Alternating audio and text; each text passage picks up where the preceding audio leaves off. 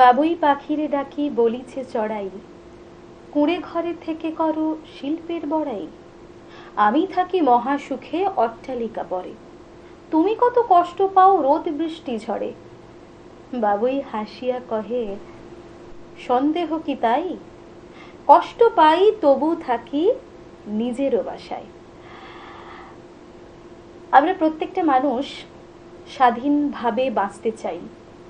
আমাদের চেতনা, আমাদের জাগরণ, আমাদের সমস্ত কিছু জুড়ে স্বতন্ত্রতা বাস করুক। স্বতন্ত্রতাই আমাদের জীবনের মূল মন্ত্র হওয়া উচিত। সত্য এবং জ্ঞান যেখানে থাকে সেখানে তার আরেকটা পিঠে বাস করে স্বাধীনতা।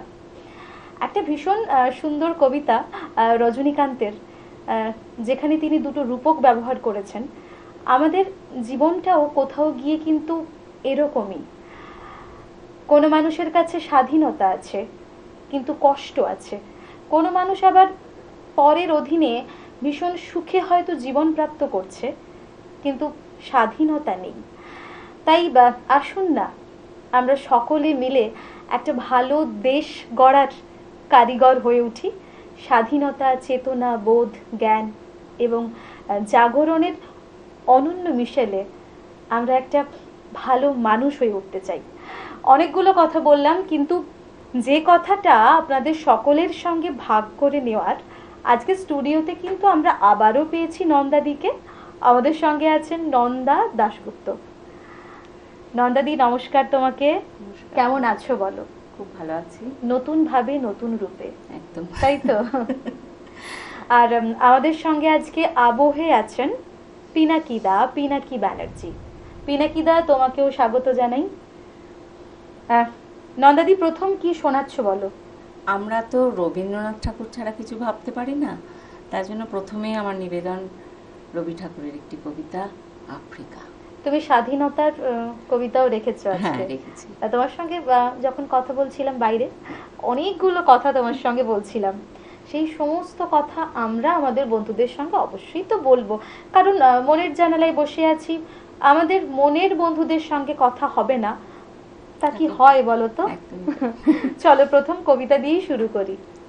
রবীন্দ্রনাথ ঠাকুরের আফ্রিকা। উদ্ভ্রান্ত সেই আদিম যুগে স্রষ্টা যখন নিজের প্রতি অসন্তোষে নতুন সৃষ্টিকে বারবার করছিলেন বিধ্বস্ত, তাঁর সেই অধৈর্যে ঘন ঘন মাথা নাড়ার দিনে রুদ্র সমুদ্রের বাহু প্রাচী ধরিত্রীর বুকের থেকে ছিনিয়ে নিয়ে গেল তোমাকে।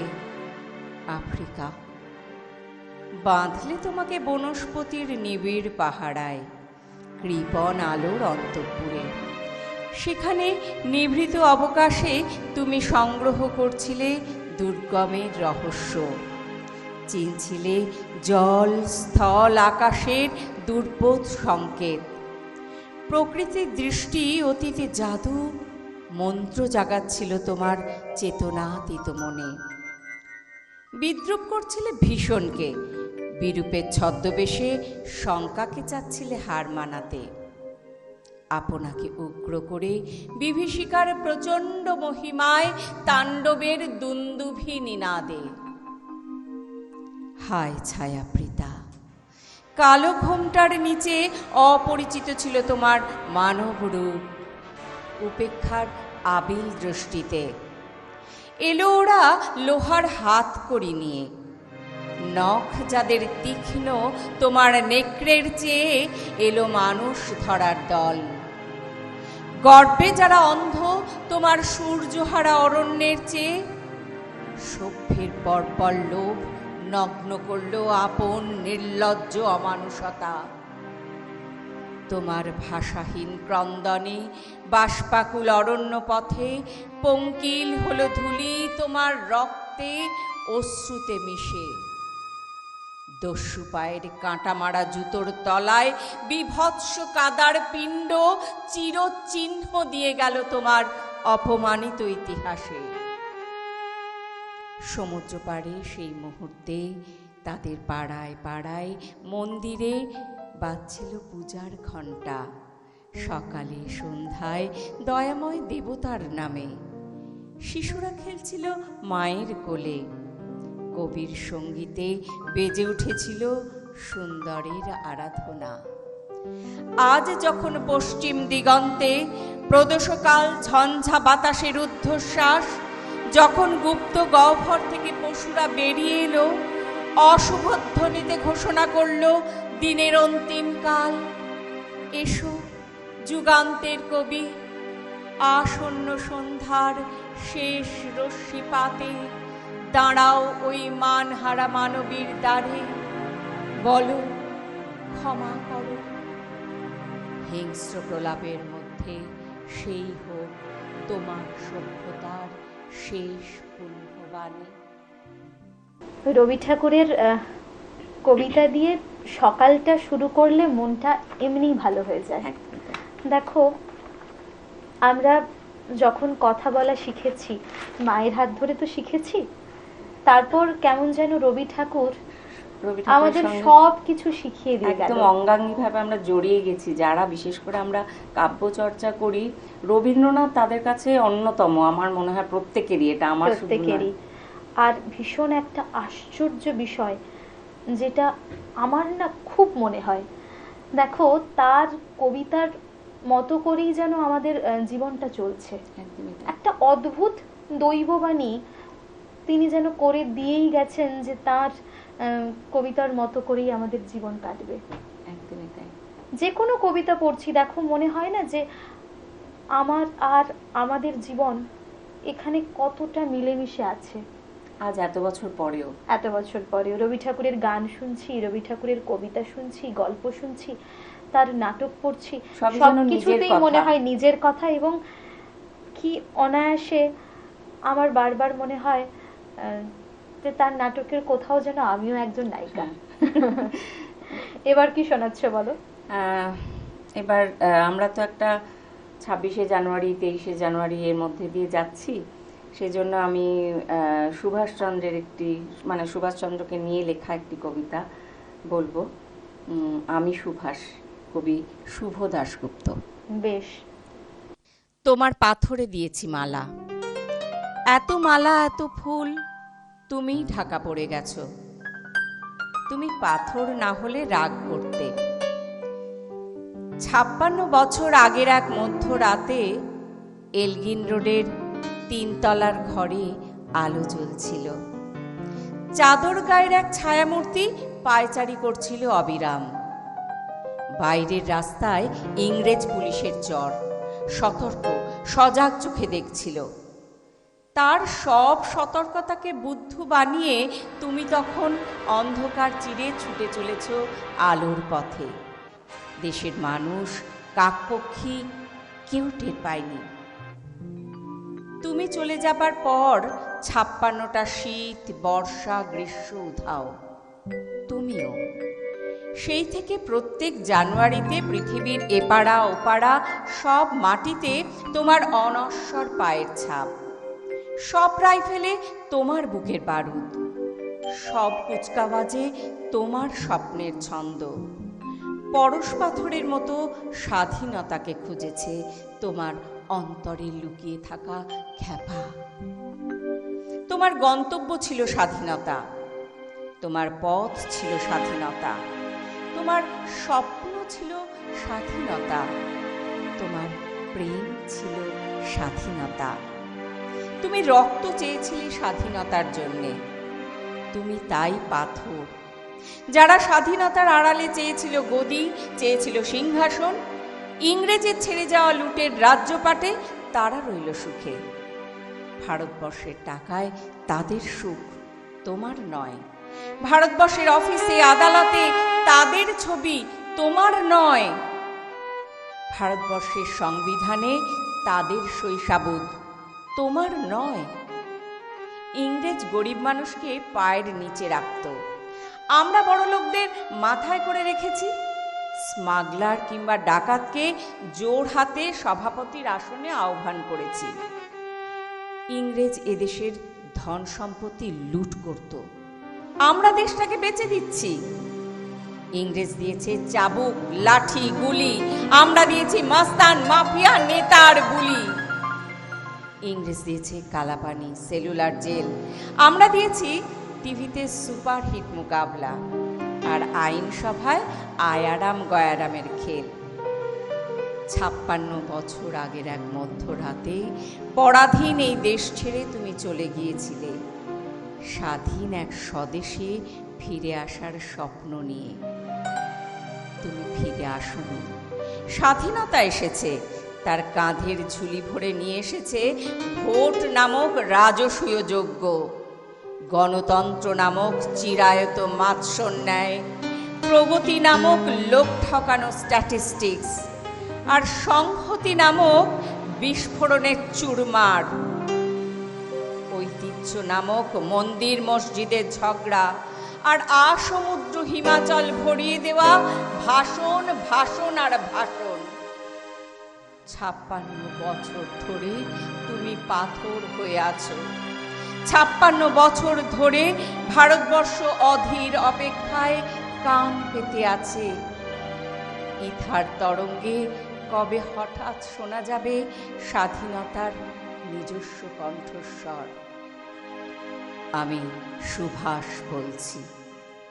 যখন আমরা প্রত্যেকটা ভারতবাসী নিজেকে দাবি করি আমরা ভারতবাসী, তখন আমাদের প্রত্যেকের মধ্যে কোথাও একটা সুভাষ বলে ওঠে, আমিও ভারতবাসী। ইয়েস, এবং আমিও আছি তোমাদের সঙ্গে। আমিও আছি তোমাদের সঙ্গে। যে মানুষটা আমাদের লড়াই করতে শিখিয়ে গেছেন, যার জন্য আমরা নিজেকে আজকে দাবি করতে পারি আমরা ভারতবাসী, আমাদের অন্তরে সেই সুভাষ থাকুক না, আজীবন থাকুক। আজীবন থাকুক। এরপর কি শোনাচ্ছ বলো? এরপর সুবোধ সরকারের একটি কবিতা বলবো, আমি ফিরোজা, একটি ভারতীয় মেয়ে। বাহ, চলো। হিন্দু ভারত, জৈন ভারত, বৌদ্ধ ভারত, খ্রিস্টান ভারত, এতগুলো ভারতের মাঝখানে দাঁড়িয়ে আমি ফিরোজা, একটি ভারতীয় মেয়ে। আপনারা বলতে পারেন আমি কি দোষ করেছি? পৃথিবীর যে কোনো দেশের যে কোনো একটি মেয়ের মতো আমি একজনকে ভালোবেসেছিলাম। প্রথম যেদিন ওর চোখে চোখ পড়েছিল আমার, আমি জানতাম না ওকে। বিকেলবেলার কলেজ ক্যাম্পাসে যে আলো এসে পড়েছিল ওর চুলে, তার কোথাও লেখা ছিল না ওর ধর্ম। হিন্দু ভারত, জৈন ভারত, বৌদ্ধ ভারত, খ্রিস্টান ভারত। আপনারা বলতে পারেন আমি কি দোষ করেছি? আমি যেদিন হাতে মোমবাতি নিয়ে উঠে দাঁড়ালাম, আমি যেদিন বলে ফেললাম আমি শরিয়ত মানি না, আমি যেদিন বুঝিয়ে দিলাম ভারতবর্ষের মাটিকে মা বলে জানি, ভারতবর্ষের আকাশকে আকাশ, সেদিন থেকেই শুরু হলো অত্যাচার। হিন্দু ভারত, জৈন ভারত, বৌদ্ধ ভারত, খ্রিস্টান ভারত। আপনারা বলতে পারেন আমি কি দোষ করেছি? ছেলেটা তো আপনাদের, সে কি দোষ করলো? আমাকে ভালোবাসাই তার দোষ? ছেলেটার বাড়িতে আপনারা ঢিল ছুড়লেন, পার্সেল করে ছেঁড়া চটি পাঠালেন, ওকে হাতে মেরে ভাতে মেরে বাড়ির দেয়ালে বড় বড় করে লিখে দিলেন এসব চলবে না। লজ্জা করে না আপনাদের? আপনারা এগিয়ে থাকা মানুষ, MA pass, BA pass, doctor, engineer, আমলা, মাস্টার, আপনারাই গণতন্ত্র নিয়ে ভাষণ দেন আর প্রয়োজন মতো গণতন্ত্রের টুটি চেপে ধরেন। ধিক ধিক আপনাদের। আমি কি ছোটবেলায় ভোরের আলোয় সরস্বতী পুজোর ফল কাটিনি? আমি কি স্কুলের বারান্দায় বসে ওদের সাথে রাত জেগে আলপনা দিইনি? আমি কি পাশের বাড়ির হিন্দু বাবার জন্য রক্ত দিইনি? ওদের বাড়ির উঠোনে বসে ওদের ছেলেদের অ ক খ শেখাইনি? আমি আরবি শিখিনি, ফার্সি শিখিনি, উর্দু শিখিনি, বাংলাই আমার ভাষা। এই ভাষা আমার ভাত, আমার রুটি, আমার চোখের কাজল, আমার পায়ের ঘুঙুর। এই ভাষা আমার গোপন চিঠি, যার অক্ষরে অক্ষরে লেগে আছে আমার চোখের জল।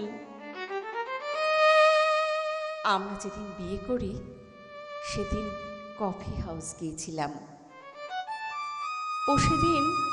ও সেদিন আমাকে ঝোলা ভর্তি করে রবীন্দ্রনাথ কিনে দিয়েছিল। হাওড়া স্টেশনে পৌঁছে কানে কানে আমার রবীন্দ্রনাথ বলেছিলেন, ফিরোজা তুমি আমার মৃন্ময়ী লাবণ্য, তুমি আমার সুচরিতা। সেদিন রাতে কি হয়েছিল জানি না, কি ঘটেছিল ওদের বাড়িতে, পাড়ায় কি করেছিল ওদের বাবা কাকা, কিন্তু তার পরের দিন ওকে আর কোথাও খুঁজে পাওয়া যায়নি।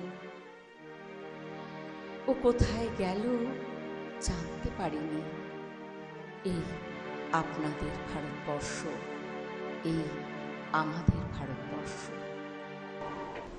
এক একটা সময় কি মনে হয় জানো তো, যে আমরা তো ভারতবাসী, একদমই তাই। আমরা এক। আমার ভাষা, আমার ধর্ম, আমার সমস্ত কিছু যেন এটা আমাকে মনে করায় যে আমি ভারতীয়। তবুও কোথাও কোথাও এই ধরনের বিশৃঙ্খলা দেখলে মনে হয় যে ভারতবর্ষের মাঝে আবার কোন ভারতবর্ষ আছে, যে ভারতবর্ষ আমাদের বিচ্ছিন্নতার কথা বলে। আমাদের মা তো আমাদের শিখিয়েছেন যে আমরা ভারতবাসী, আমরা ভাই, আমাদের সবকিছু এক। এই প্রসঙ্গে জানো, বিবেকানন্দের একটা কথা আমার ভীষণ মনে পড়ে।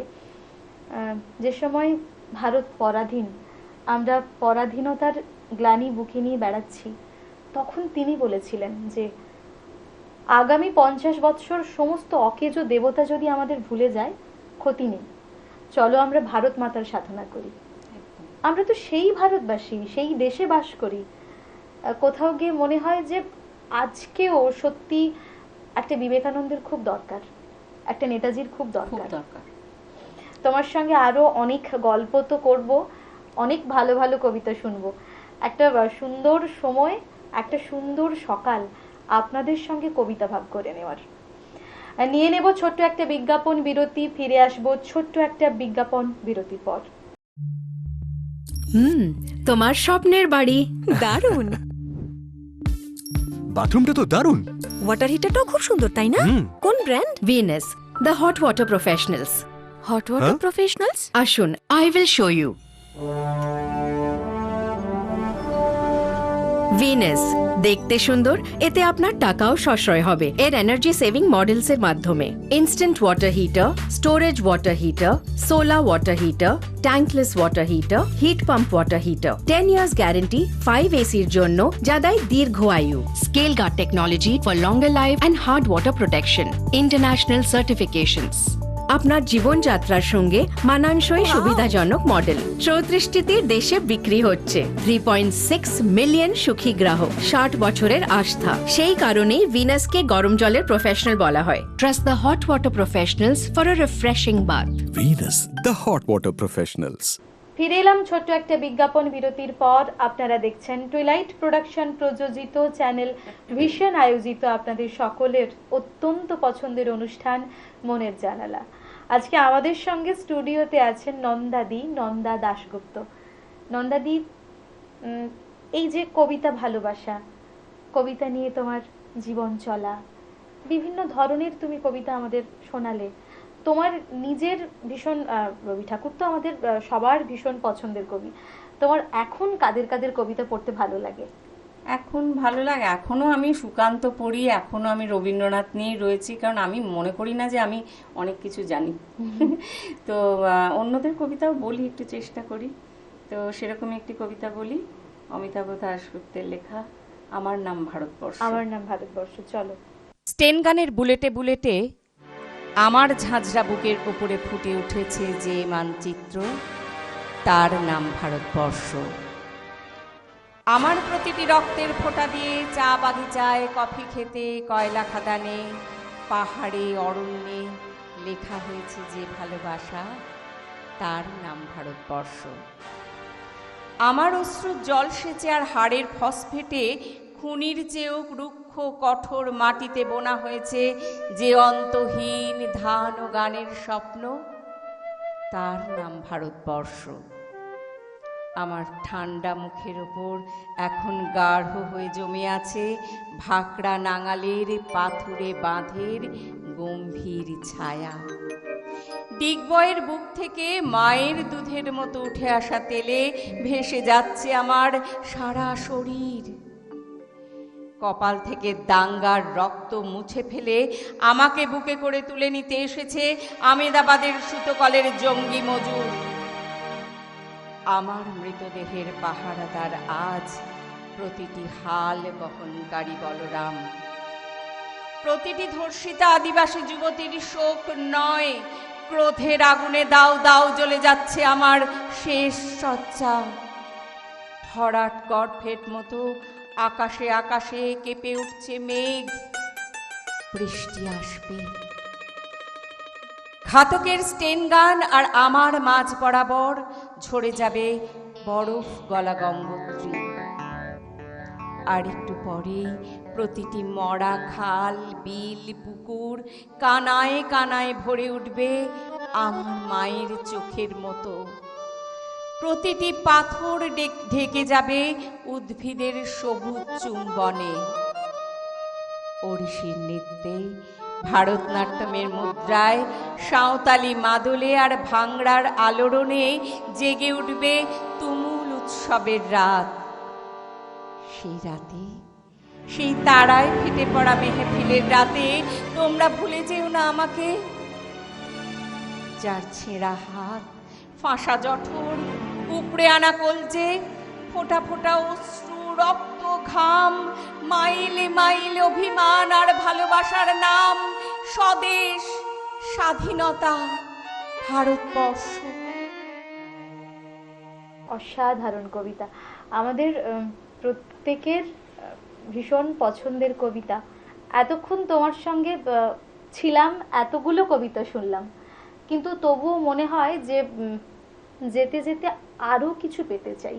এবার কি কলকাতাকে শোনাচ্ছো বলো? নিয়ে বলি একটি কবিতা, শঙ্খ ঘোষের লেখা। এতক্ষণ তো ভারতবর্ষ চর্চা করছিলাম আমরা, এবার শঙ্খ ঘোষের একটি কবিতা শুনি, আমরা বলি। বাবু মশাই। বাহ। সে ছিল একদিন আমাদের যৌবনে কলকাতা, বেঁচেছিলাম বলে সবার কিনেছিলাম মাথা। আর তাছাড়া ভাই আমরা সবাই জেনেছিলাম হবে নতুন সমাজ চোখের সামনে, বিপ্লবে বিপ্লবে যাবে খোলনলিচা, পাল্টে বিচার করবে নিচু জনে। কিন্তু সেদিন খুব কাছে নয়, জানেন সেটা মনে মিত্র বাবু মশাই বিষয় আশয় বাড়িয়ে যান তাই। মাঝে মধ্যে ভাবেন তাদের নুন আনতে পান্তায়, নিত ফুরোয় যাদের সাদাল লাদের শেষতলা নিটুকু, চির টাকাল রাখবে তাদের পায়ের তলার কুকুর। সেটা হয় না বাবা বলেই থাবা বাড়ানো যতেকে বাবু। কার ভাগে কি কম পড়ে যায় ভাবতে থাকেন ভাবুক, অমনি দু চোখ বেয়ে অলোক পেয়ে ঝড়ে জলের ধারা। বলেন বাবু হাবিপ্লবের সব মাটি সাহারা। কুমির কাঁদতে থাকে আয় আমাকে নামা বলে। কিন্তু বাপু আর যাব না চড়াতে জঙ্গলে। আমরা ঢের বুঝেছি খেদি পেছি নামে এসব আদর। সামনে গেলে ভরবে সুখে প্রাণ ভরে তাই সাধু। তুমি সে বন্ধু না যে ধূপধুনা জলে হাজার চোখে। দেখতে পাবে তাকে সে কি যেমন তেমন লোকে। তাই সব অমাত্য পাত্র মিত্র এই বিলাপে খুশি। শরীখানাই কেবল সত্য আর তো সবই বসি। চিচি হায় বেচারা শুনুন যারা মস্ত পরিত্রাতা। এ কলকাতার মধ্যে আছে আর একটা কলকাতা। হেঁটে দেখতে শিখুন ঝরছে কিখুন দিনে রাতের মাথায়।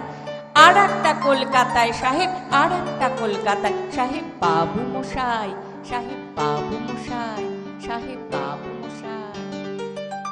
খুব ভালো থেকো নন্দাদি, আর আরো অনেক কবিতা তোমার থেকে শুনতে চাই। আর আমাদের মনের জানালার বন্ধুরা, আপনারাও ভালো থাকুন, সুস্থ থাকুন। দেখা হবে আগামী এপিসোডে। ধন্যবাদ। জয়